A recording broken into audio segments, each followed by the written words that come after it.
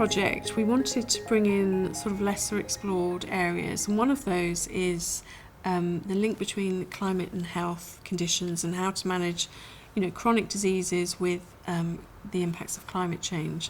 So Charité came forward and they wanted to look at how COPD, which is a lung disease, is affected by changes in climatic conditions across a year, and linked to that how to manage that condition, understanding that on certain days there's going to be worse conditions in terms of climate and pollution for patients. We have a warming of the temperature, and in particular in heat islands of big cities like Berlin and larger. And this heat island has temperatures in Berlin, for example, with much more than 40 degrees Celsius.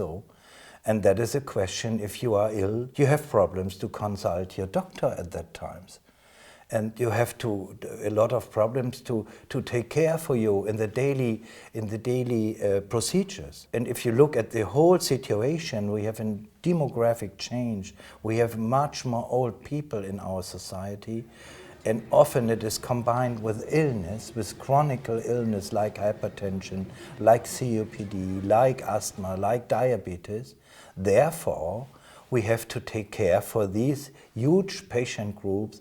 And the first item of all is the vulnerability of this group. They are old, they are ill, or both, and therefore we have to take care for them and ensure them about their health. The result of our analysis are health damage functions, one for Berlin Center and one for the city of Potsdam. And they link the number of daily hospital admissions with temperature and air pollution.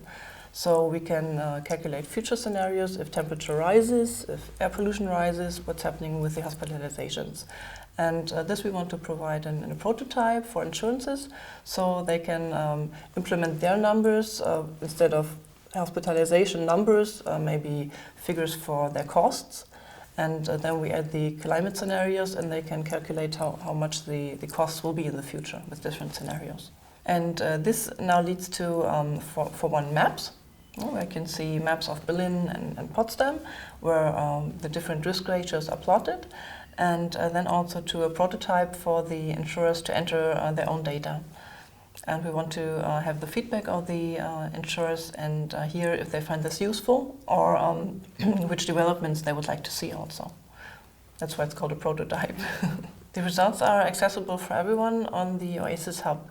We hope that people come to learn that if they are looking for catastrophe modeling, for information, then they can access the OASIS Hub and don't have to contact individual researchers, but it's all aggregated there and accessible easily for everyone.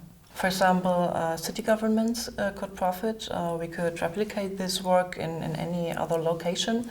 This is just an example to do this for Berlin and Potsdam.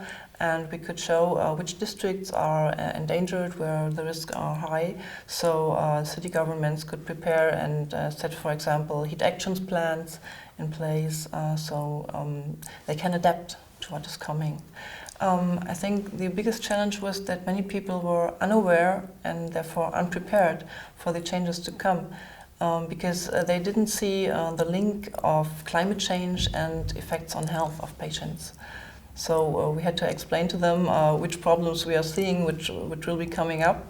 And many agreed and joined the project, but some stayed skeptical, and we hope that we can convince them with our results that there is something they need to pay attention to and prepare for.